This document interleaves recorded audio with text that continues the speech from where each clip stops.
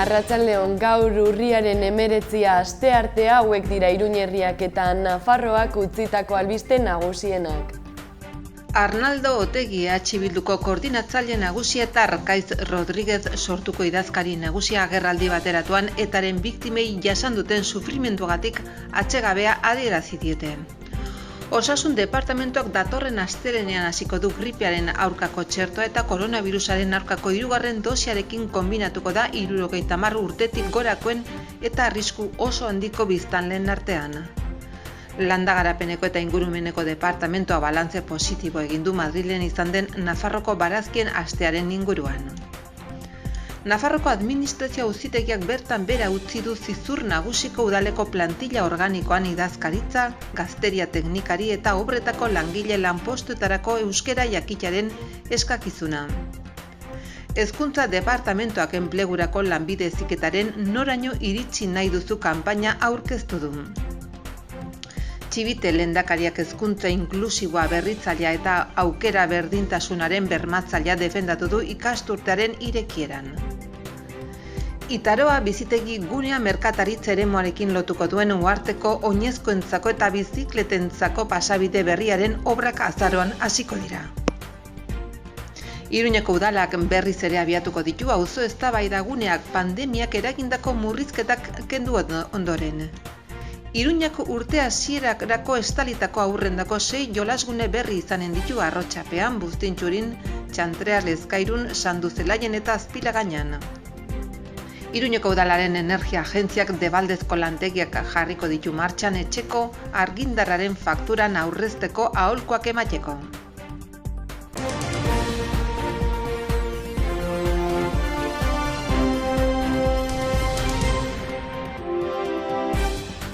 Arnaldo Otegik EH Bilduko koordinatzaile nagusia eta Arkaiz Rodriguezek sortuko idazkari nagusia agerraldi bateratuan netaren biktimei jasan duten sufrimenduagatik atsekabea adierazi diete. Hemendik aurrera sufrimendua arintzeko konpromisoa hartu dute. Arkaiz Rodriguez sortuko idazkari nagusiak eta Arnaldo Otegi EH Bilduko koordinatzaile nagusiak urriaren 18ko adierazpena izeneko testu bat irakurri zuten atzo Euskal Ezker Independentistaren izenean, Donosteko Aiete Jauregiaren eta komunikabide ugariren aintzinean. Urriaren 18ko adierazpena. Aieteko nazioarteko konferentziatik zein eta erakundearen indarkeria armatuaren amaieratik 10 urte igaro direla aintzat hartuta, Euskal Ezker Independentistak honako hausnarketak partekatu nahi ditu Euskal gizartearekin, Espainiar eta Frantziar gizartearekin, zein nazioarteko iritzi publikoarekin. Bat, etak indarkeriaren amaiera iragarri zuenetik 10 urte igarota, konpromiso hura osorik bete dela egiaztatu besterik ezin dugu egin. Haren jardueraren amaiera osoa eta erabatekoa izan zen. Horrez gain, modu egokian egin du armagabetze eta desegite prozesua, nazioarteko estandarrek zehazten duten bezala.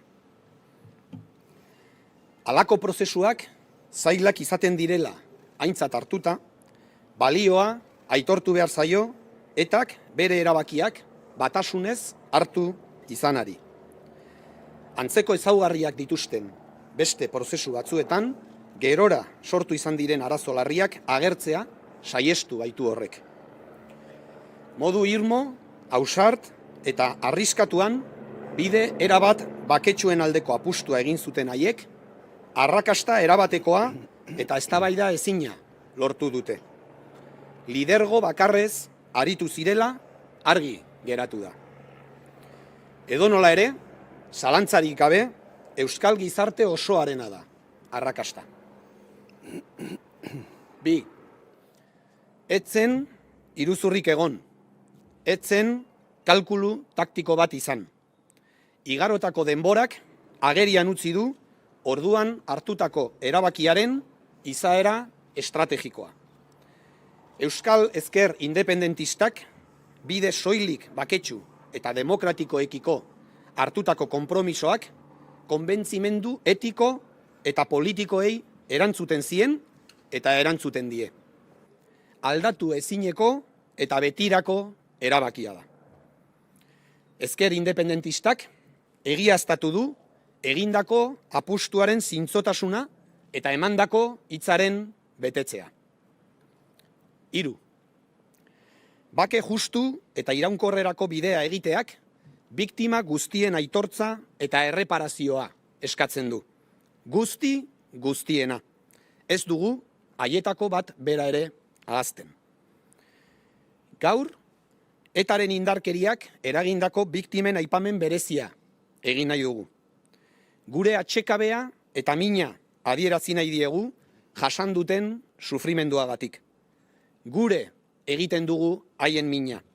Eta sentimendu zintzo horretatik baieztatzen dugu ura ez zela inoiz gertatu behar.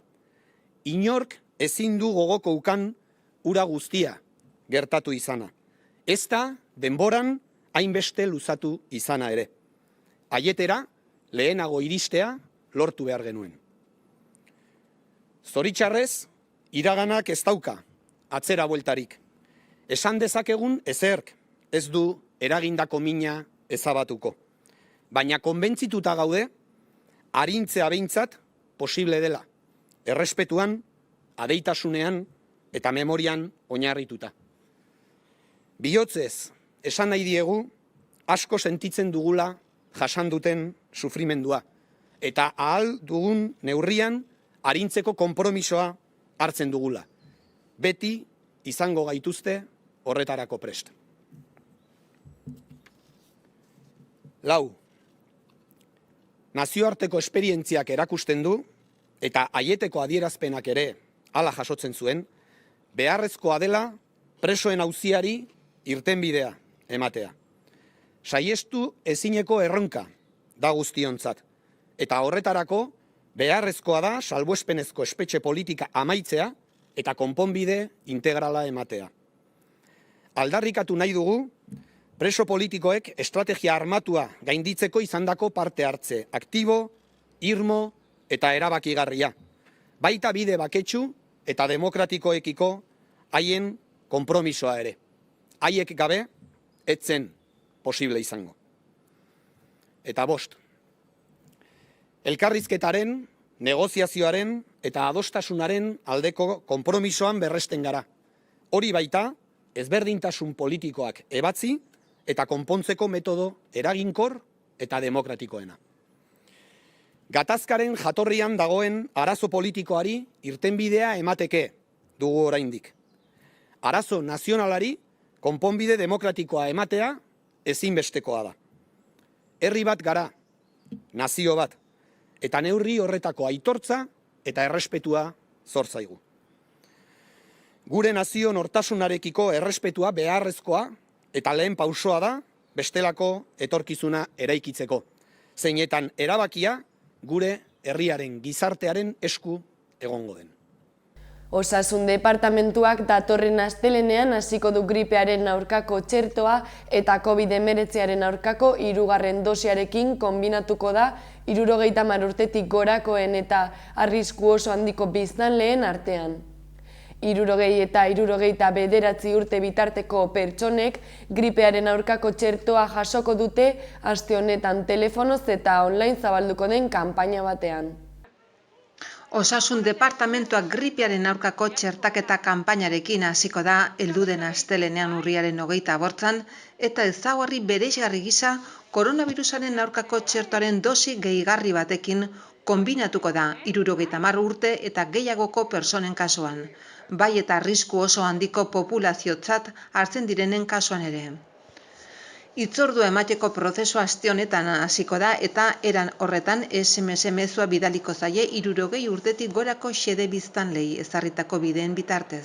Telefonoa, web hitzordua eta posta elektronikoa txanda hartu dezaten. Bideoiek autozitarako irekita egongo dira beti ere dagokion txerto hartzeko baldintzak betetzen badira. Hasierako mezuak bidaltzeaz gain, Osasun departamentuak telefono deiak egingo ditu kanpainan zehar. Bestalde gripiaren aurkako dosia bakarrik hartzeko xede populazioa 60 eta 69 urte artekoek osatuko dute kanpainan eta adin horretatik beherako personek ere bai. Baldin eta osasun egoeragatik ahultasun handiagoa badute edo arriskuen aurrean lan egin behar duten profesionalek eta birusa biztanleria ahuloa transmititzeko aukera handiagoa duten egiek ere. Azken talde horien zerrenda osoa Nafarroko Osasun Publikoaren eta Lan Osasunaren Institutuaren buletenean konsulta daiteke. Txertaketa bat osasun zentroetan burutuko da eta egoera jakin batzutan forenean kokatutako txertaketa puntuaren laguntza izango da. Landa garapeneko eta ingurumeneko departamentuak balantze positiboa egin du Madrilen izan den Nafarroako barazkien astearen inguruan. Gastronomia, kultura eta enpresa munduko 200 mahaikide baino gehiagok parte hartu dute 8 kalekutan egin diren ekitaldietan goi sukaldaritzako 6 sukaldariren eskutik. Nafarroko baratzeko produkturik onenak izan dira protagonista urriaren 1-tik 7 Madrilen lehenbiziko aldiz ospatu den neguko Nafarroko barazkien astean. Landa garapeneko eta ingurumeneko departamentuak Reino Gurmetekin elkarlanean bultzatutako ekimenak oso balantze positiboa izan du antolatzaileen arabera. Gastronomia, kultura eta enpresa munduko 200 mahaikide baino gehiagok parte hartu dute 8 kokalekuetan egin diren ekitaldietan goi sukaldaritzako 6 sukaldarien eskutik.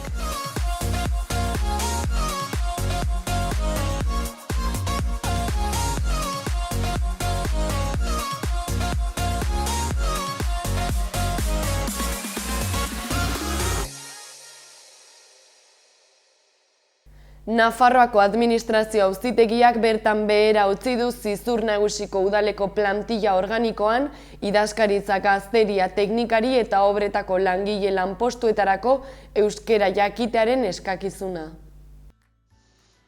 Nafarroko administrazio auzitegiak bertan behera utzi du Zizur Nagusiko udaleko plantilla organikoan idazkaritza, gazteria, teknikaria eta obretako langile lanpostuetarako euskera jakitearen eskakizuna.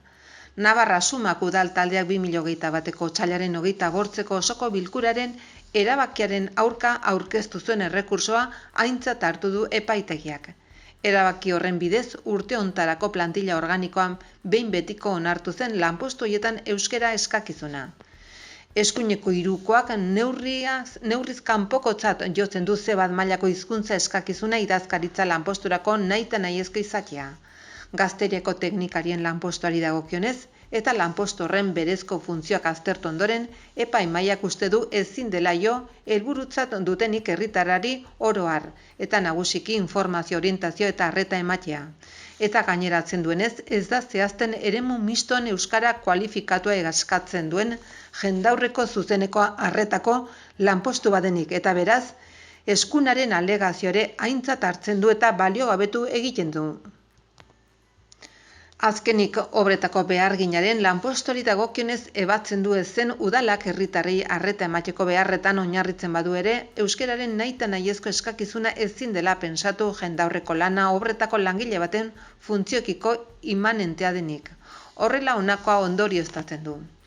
Bizilagunekin nola baiteko harremana duela onartuta ere, bete beharreko plaza ez dago zuzenean lotuta herritarrek euskeraren eremu mistoa erabiltzarekin, eta gainera lanpostu horretan hizkuntza hori erabiltzeko ezintasunak ez du nahaste handirik sortzen herritarrek eremu miston euskara erabiltzeko duten eskubidean. Hezkuntza departamentuak enplegurako lanbide heziketaren noraino iritsi nahi duzu kanpaina aurkeztu du. 200 ikastaro baino gehiago, 3.000 plaza eta 24.850 orduko prestakuntza ziurtatuarekin landun edo langabe orok prestakuntza ibilbide ziurtatua ofiziala doakoa eta kalitatezkoa aukera dezan.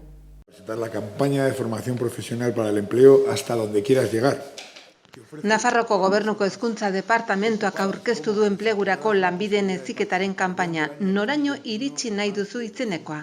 Kanpaina horrek 2021an sektore profesional ezberdinetan programatutako 200 ikastaro baino gehiagotan parte hartzeko aukera eskaintzen die landunei eta langabei. Prestakuntza eskaintzak 3.000 plaza ditu guztira, 24.850 eskola ordu eta datozen urteetan zehar luzatuko da. 200 ikastaro baino gehiago, 3.000 plaza eta 24.850 orduko prestakuntza ziurtatuarekin landun edo langabe orok prestakuntza ibilbide ziurtatua ofiziala debaldezkoa eta kalitatezkoa aukera dezan. Carácter de durabilidad permanente. Txibite lehendakariak hezkuntza inklusiboa berritzailea eta aukera berdintasunaren bermatzailea defendatu du ikasturtearen irekieran. Navarro Biloslada BHIk bere 50 urteurrena ospatzen duenak 2021-2022 ikasturteari hasiera eman dio, haur hezkuntzako eta batxilergoko 108.000 ikasle dituenak. Enhorabuena por estos 50 años de servicio público a la sociedad navarra. Nafarroko lehendakaria Maria Txibite buru izan da Navarro Biloslada bigarren hezkuntza institutuan ikasturteari hasiera emateko eta eredu inklusiboa hezkidetza berritzailea erronka eta errealitate sozial berriei erantzungo diena eta aukera berdintasuna bermatuko duena defendatu du.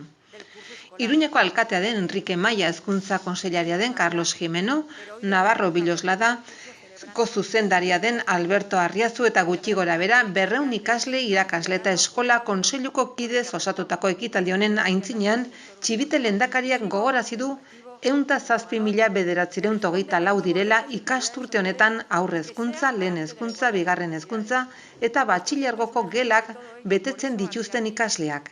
Eta hoiei gehitzen zaizkie lanbide heziketako beste 14.000 inguru. Navarro Biloslada bigarren hezkuntza institutuko ikastetxean egin du hezkuntza publiko Nafarraren ikastetxe erreferenteak 50. urteurrena ospatzen duenean.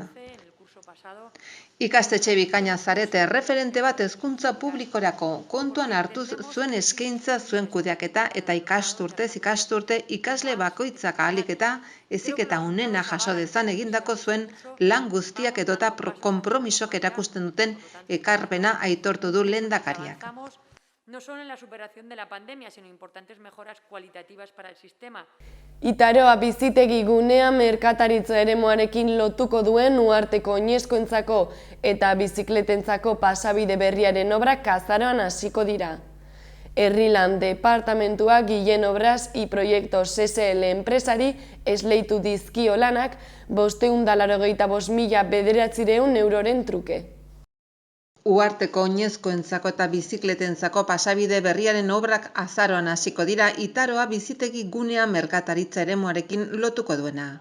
Lurralde kohesiorako departamentuak herrilan eta azpiegituren zuzendaritza nagusiaren bitartez Guillen Obras y Proyectos SL enpresari esleitu dizkio lanak 585.900 euroan beza barne. Iruñeko udalak berriz ere abiatuko ditu auzo eztabaida guneak pandemiak eragindako murrizketak kendu ondoren. Lehenengo hitzordua Mendillorrin izanen da datorren asteazkenean hilako 27 eta guztiak aurrez aurre edo udal webgunean streaming bidez jarraitzen ahalko dira. Duela hilabete batzuk auzo eztabaida guneak bertan bera uztera behartu zuten pandemiak eragindako murrizketak kendu ondoren, Iruñeko udalak berriz ere abiatuko ditu formatu mistoan, aurrez aurre eta online zuzenean, datorren asteko asteazkenetik aintzinera. Hoietariko lehenbizikoa Mendillorri auzoari buruzko izanen da, eta ondoren Milagrosa, Arrosadia eta Azpilagainari buruzko auzo eztabaidagune bateratu eginen da. Eta hirugarren bat Sanduzelaien. Hirurek proposamenak eta galderak jasoko dituzte erabaki.pamplona.es webgunearen edo foro@pamplona.es postaren bidez. Eztabaidagunean noiz eta egun bereko arratsaldeko ordu biak arte. Pandemiak eragindako murrizketak kendu ondorengo lehen auzo eztabaidagunea heldu den asteazkenean hilako 27 izanen da arratsaldeko 6:30 Mendillorriko Elorri ikastetxeko ekitaldi aretoan. Enrique Maia alkatea eta Ana Elizalde lehen alkate ordea auzoko zinegotzi gisa bertan izanen dira. Iruñeak urte hasierarako estalitako aurrendako 6 jolasgune berri izanen ditu Arrotxapean, Buztintxurin, Txantrean, Lezkairun, Sanduzelaien eta Azpilagainan. Iruñeko udalak 480.908 euro inbertituko ditu 100 estalki horiek hornitu eta instalatzeko. Azaroan zehar abiatuko dira hiriko aurrendako 6 jolasgune estaltzeko lanak Arrotxapeko Anelier pasealekuan, Buztintxuriko Santa Luzia pasealekuan, Azpilagainako Manuel Turrillas plazan, Txantreako Ezkaba plazan, Lezkairuko Maravillas Lamberto plazan eta Sanduzelaiko Sandua pasealekuan Zibiboxaren parean daude. Lanen iraupena 40 eta 75 egun arteko izanen da, beraz denak amaituta egonen dira datorren urteko lehen hiruhilekoan. Tokiko gobernu batzarrak goizean onetsi du 3 sortatan banatutako kontratuaren adjudikazioa, 600 estalki hoiek hornitu eta instalatzeko. 3 sortak 480.908 euroan adjudikatu dira. Hau da, 610.000 euro jotzen zuen lizitazio prezio baino 121 gutxiagoan. Lehenengo sorta Arrotxapeako Buztintxuriko eta Azpilagainako jolasguneak barne hartzen dituena. Karpas Zaragoza enpresak gauzatuko du 227.960 euroko aurrekontuarekin. Bigarren sorta Txantreako eta Lezkairuko 100 estalkiak barne hartzen dituena. Arkitektura textil enpresari adjudikatu zaio 173.758 euroan. Eta hirugarren sorta Sanduzelaiko instalazioa eginen duena, Karpas Zaragoza enpresak ere eginen du 69.200 euroko aurrekontuarekin. Udalaren energia agentziak doako lantegiak jarriko ditu martxan etxeko argindarraren fakturan aurrezteko aholkuak emateko. Bertaratzen direnek zalantzak argitu aztertzeko argindarraren fakturak eraman eta autokontsumorako irtenbideak ezagutzen ahalko dituzte. Iruñako udalaren energia agentzia jarraibideak emanen dizkie herritarrei etxeetan energia gastua murriztu ahal izateko eguneroko keinu erraxak eginez. Enpresa elektrikoarekin kontratatzeko baldintzak aztertuz edo energiaren autokonsumoaren bidez. Eta guztira debaldezko 13 jardunalditan eginen da urrian, azaroan eta abenduan zehar hiriko hainbat tokitan. Hitzordu horiek erabat praktikoak izanen dira, izan ere bertaratuek beren zalantzak eta galderak argitzen ahalko dituzte eta argindarraren faktura eramaten ahalko dute. Aditu batek eginen dituen analizien oinarri izan daitezen. Lantegi horien bidez Iruñeko udalak etxeetan energia erabiltzeko gaitasuna eman nahi die pertsonei. Etxean energia aurrezteko aholku errazak emanez. Bertaratuek jarraibidea jasoko dituzte argindarraren eta gas naturalaren fakturaren konzeptuak ulertzeko eta eskaintzak alderatzeko gai izateko. Ikuspegi ekonomikotik haratago, udalak herritarrak sensibilizatu nahi ditu energiaren erabilerak ingurumenean duen eraginaz. Eta hauek izan dira gaurko albiste nagusienak, eskerrik asko zuen arretagatik eta bihar arte.